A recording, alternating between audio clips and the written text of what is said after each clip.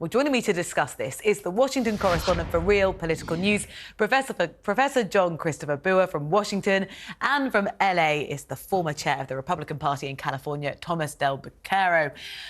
Very good evening to both of you. Let's start, Jon-Christopher, if we can. In Washington, the repercussions just sort of being felt, I guess. What's the public's knee-jerk reaction to the news? The third time now the president's been indicted. Well, it depends what you mean by the word public is. The public. If it's his disciples, those who have drank the Trump Kool-Aid, they're thrilled with it, because anytime he shows that he's indicted or he's been up against the wall, they jump on the bandwagon even more. And I think that's the problem for my friend there, Tom, who was the chair of the party in California, and I was with the DNC for many years. Welcome, Tom. It's nice to speak to you this way. And the fact is, my concern is, this is a country where we should have two legitimate parties. And I believe in the party of Lincoln, the party of Ike, the party of Theodore Roosevelt, George H.W. Bush. And I think that we are missing that real political element and the give and take, because Donald Trump has totally magnified his party. And the bright people, the clever people, and I've been reading what Tom's been writing, this is going down the tubes with Donald Trump, the gas bag from Queens. And I grew up a mile away from him in Queens, New York myself. So there you go. That's my opening statement. You're on your way. And great show, Rosie, and your opening was fantastic. So, Thomas, you've been accused of being one of Donald Trump's disciples. We'll get onto that in a second. But if you are one of his supporters, the charges here are that he tried to overthrow the election that he lost. Very serious on paper. How do you think he responds to this now? Well, first, let me say that for over a year now, a majority of Americans have thought that the DOJ and the FBI were the personal Gestapo of the, as that's the one of the polling on what the DOJ is doing for Biden. A majority of Americans in all polls think these are politically motivated. The reality is, for Trump, it is true that he has now become more than just a presidential candidate. Now, he is viewed as, if we are allowed this continued two-tier justice system where the Bidens clearly break the law and get away with it, and the DOJ helps them, and they go after Trump for much lesser issues, a majority of Americans are viewing this as a danger point in America. If we allow Biden to win, then we have rubber stamped this process going forward. Trump does have significant... Trump does have significant legal issues. He's got to combat these. But this, as an attorney for 35 years, I can tell you this latest indictment is as faulty as they come. It indicts the First Amendment rights of all Americans. It ignores the fact that Americans have a long history. Let's let John have his say. Respond to that. Bring it on, brother. First of all, you using the term Gestapo is really very, very, very That was in the polling. That was the polling question. No, I don't even know. May I finish? I will finish.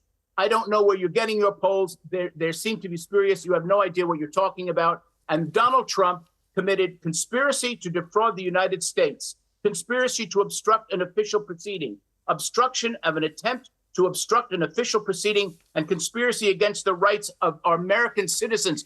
This is not where this country should be going. And Donald Trump and his MAGA GOP, whatever you might call them, acolytes or disciples, must end at the voting booth.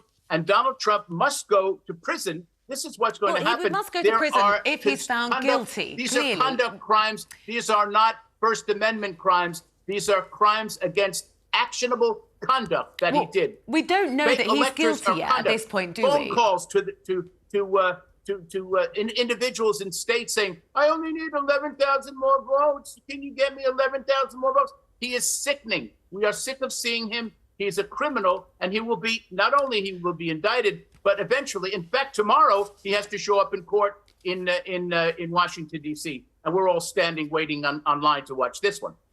I mean, I tried to interject that. He hasn't been found guilty of anything yet, has he? Well, we're having trials. Of course not. And that's a Rasmussen poll, and it was published in the Daily Mail, so your viewers can easily look it up. Look, here's the reality. The laws that this prosecutor, who was turned over 9-0 the last time he was this aggressive against a politician, turned over 9-0 by the Supreme Court. The laws that he cites have never been used in this fashion. Hillary Clinton has repeatedly said the election was stolen. In 2017, the Democrats said that they wanted to disqualify electors. So in 2004, 32 Democrats tried to challenge the alleged widespread irregularities in Ohio. They had every right to do that. They said the system was broken at that time, and no one said that they didn't have a right to bring that up. No one said their lawyers didn't have a right, like Al Gore in the hanging chads Thomas, in 2000. I just want to ask, brought up can you believe you're in a views. position where you're defending some of the claims that you're having to? 78 criminal charges of someone who was leading the most powerful country in the world. The optics of this are terrible. If criminal and found guilty, absolutely appalling and serving jail time. This is a real distraction for a party that you've been so deeply involved in. Presumably, you don't want any of this hysteria. What you want is credible, trustworthy politicians leading at the top. Look, above my shoulder is my book called The Divided Era, and in it I deal with the criminalization of politics. In 2015, they indicted Governor Perry of Texas, and it was eventually thrown out in the courts. What if this country does not stand up to a DOJ, which is clearly... Please, sir, do your best just to be calm. Get on the brown shirts and start marching.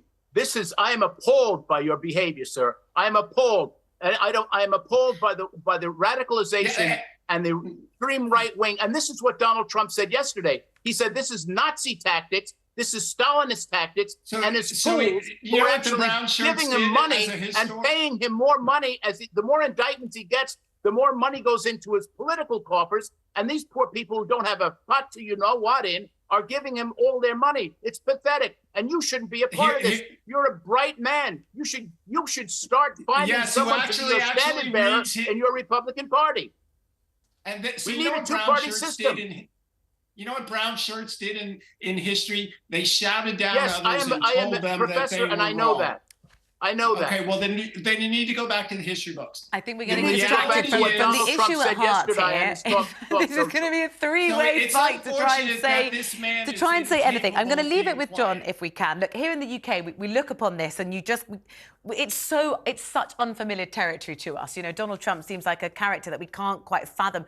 Suddenly, the power he managed to wield, and then these charges levelling up against him. How do you think this is going to play out? Because you've hinted at it, that when these charges come up, actually, and Donald Trump said today, I've never been more popular. It's a strategy that for him, whether it's criminal or not, is working. It helps his political career. They drank the Kool-Aid. They drank it. They're his disciples. They deified him. It's almost as if he's one with them. It's kind of like a holistic. It's a tragedy that's happening in my country. And I think we need two-party system. I've been saying that. We need a strong Republican Party. We need a strong Democratic Party. We need to have a good debate. But Donald Trump has taken it away. And I'm really sad to see a fellow like Tom would fall full force for this ridiculous message from this ridiculous man who will soon be behind bars.